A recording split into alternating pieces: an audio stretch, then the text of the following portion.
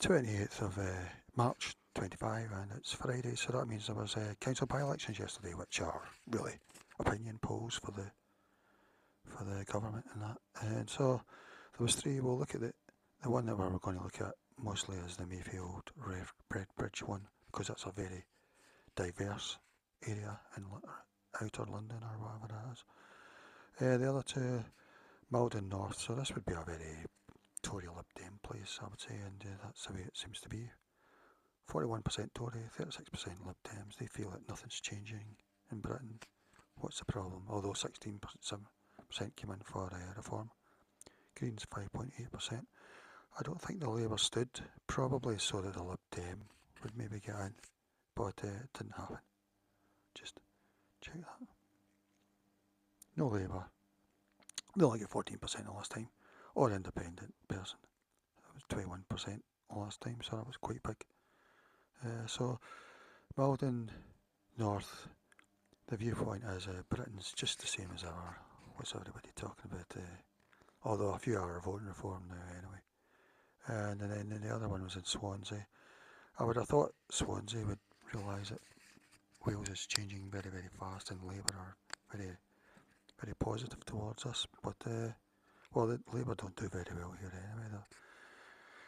They're 6.6%, so they were down 6% really. And as an independent one, apparently his wife was the independent. She died, so the husband's taken over, and he's won it, but with a much lower vote. Lib Dems have come up 13%, so it must be quite a posh area, I would think, or middle class. I mean, Tories are nowhere at all. So let's look at the big one of the night, Mayfield Red Bridge, because this is a very, very diverse area. Let's see what Sam Bidwell's got to say. Where everyone should be following him on this subject. Mayfield ward is about 50% Muslim. The left-wing independent here ran on a pro-Palestine campaign, designed to appeal primarily to Muslim voters. Independent sectarian candidates are now a feature of the UK's political landscape, thanks to decades of immigration failure. Yeah, I mean, first of all, it'll be in concentrated areas. I think we'll get these independents, and they will mostly be Labour areas. I mean, Labour lost Blackburn, Jack Straw's old seat. That's always been Labour. I don't think he'll ever go back to Labour now, or even Tories. He'll always be an independent candidate or a new party that's about to come up. Stats for Lefties thinks it's great that this independence can. She actually ran at the general election against Labour and almost got in. She wasn't far behind. Yeah, I think I've got a picture of her somewhere. Let's see. Yeah, there she is. Yeah, probably big in women's rights and that. Apparently, at the moment, what people have to see in these sort of independents is that they're an umbrella thing that anyone can vote for the left, socialist things. That is what it's meant to be about at the moment. We don't know where our sudden rise in vote came from, We're not allowed to speculate or whatever. I'll just look at this constituency in terms of demographics. This is from the 2011 census, so that's like way out of date. It's probably doubly changed since then. Based on available data from the 2011 UK census, here's a summary of the demographic profile for the Mayfield ward in the London borough of Redbridge. Population. In 2011, Mayfield had a population of 13,672, with an even gender split approximately 50% female and 50% male. Age. The average age was 35, with a median age of 32, indicating a relatively young population compared to broader UK averages. 58.2% of residents were born in England. Other significant countries of birth included India, 9.6%, Pakistan, 8.7%, Bangladesh, 3.4%, and Sri Lanka, 2.2%. The ward was ethnically diverse, though specific breakdowns for Mayfield alone show a notable Asian population, likely over 50% when combining Indian, Pakistani, and Bangladeshi origins, with white British making up a smaller portion compared to the Redbridge borough average, 34.5% white British across Redbridge. Yeah, so native British, you could call it, 34.5%. That was 2011, I think.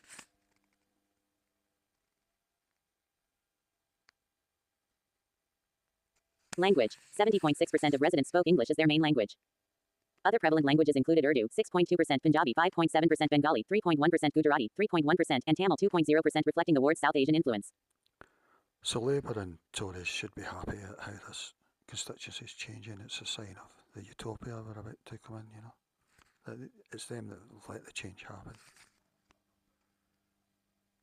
Religion. Muslim, 34.6%. Christian, 30.4%. Sikh, 12.1%. Hindu, 11.3%. No religion, 4.7%. And remember, that's a 2011 census, and at that time, native Brits would probably still call themselves Christian in a census, you know, because really, no religion we are really, but identify as Christian.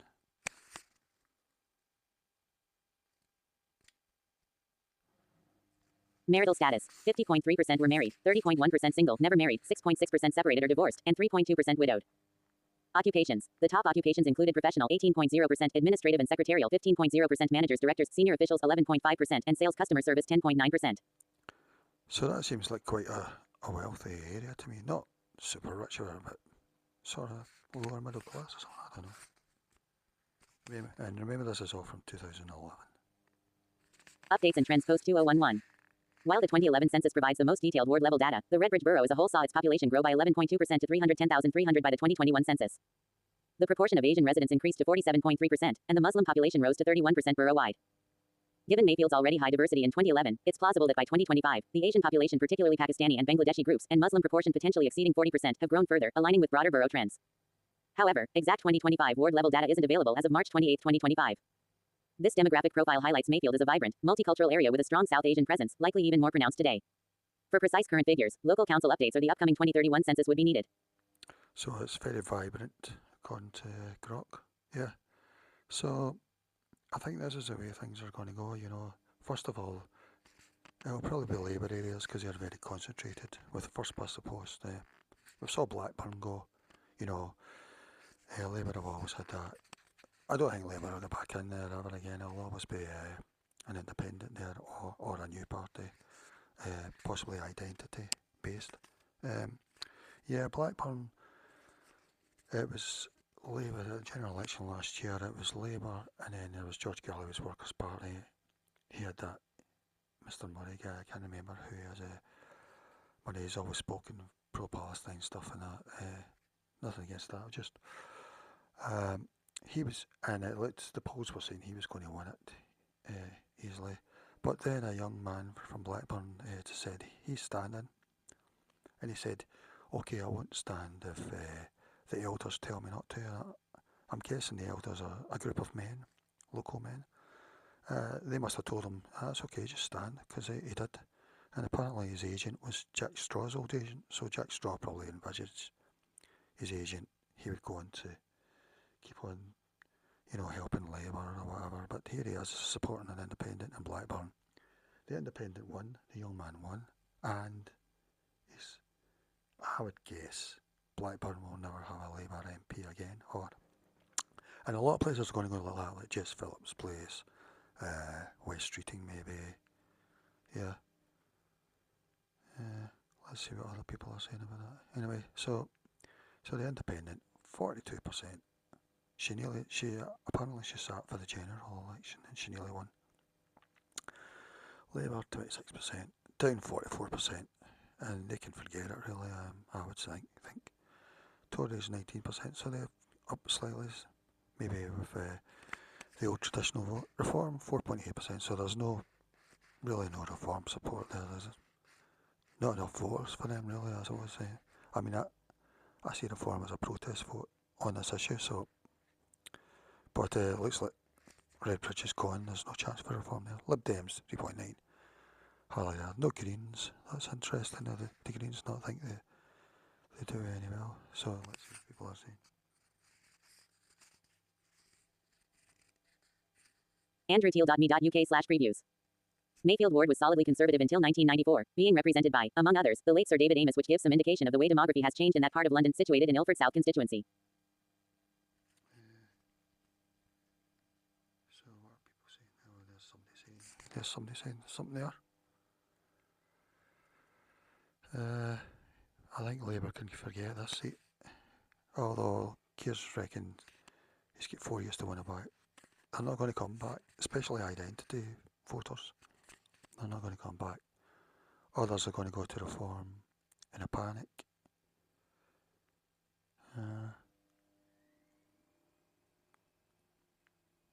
So yeah,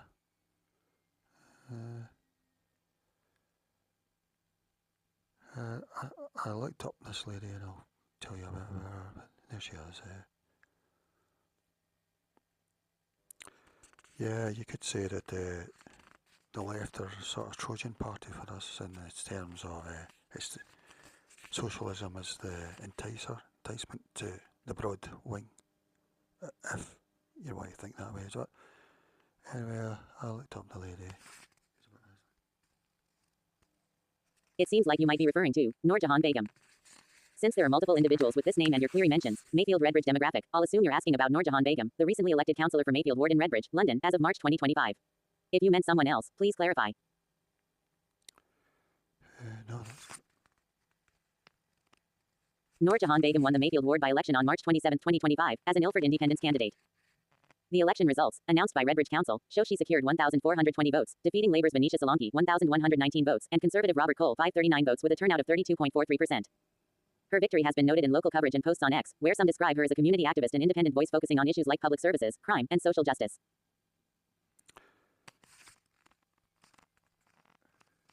Given her connection to Mayfield, she likely resides in or near the ward and has ties to its diverse population, which, as outlined previously, is predominantly South Asian over 50% in 2011, likely higher now and includes a significant Muslim community 34.6% in 2011, possibly over 40% by 2025.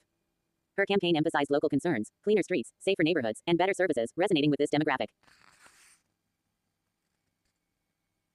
For more specific details about her background, e.g., age, profession, or personal history, I'd need additional input from you, as public information is limited to her candidacy and election win as of March 28, 2025. What exactly would you like to know about her? Well, I think this is the way Britain's going to go, really, especially in the concentrated areas. First of all, you're going to have quote independent candidates. Then you've got to ask, are they identity candidates? I think the four that get elected, who all felt strongly about Gaza at the general election last year, they were meant to be forming a party, but in January, but nothing's been said about it. So I'm guessing they weren't able to, or maybe couldn't agree. But I think this is the way we're going. If you're worried about it, you can only vote reform as an Overton window shift. I noticed in Springburn last week in Glasgow, 23% voted reform. You know, that's a very poor area. So, but yeah, it's okay to say we're heading for a utopia. You can still become Prime Minister. Keir Starmer will shake your hand and that, you know, but you're not allowed to have any concerns or anxieties about it. You know, it's going to be fantastic. So, yeah, that's all for now. Bye.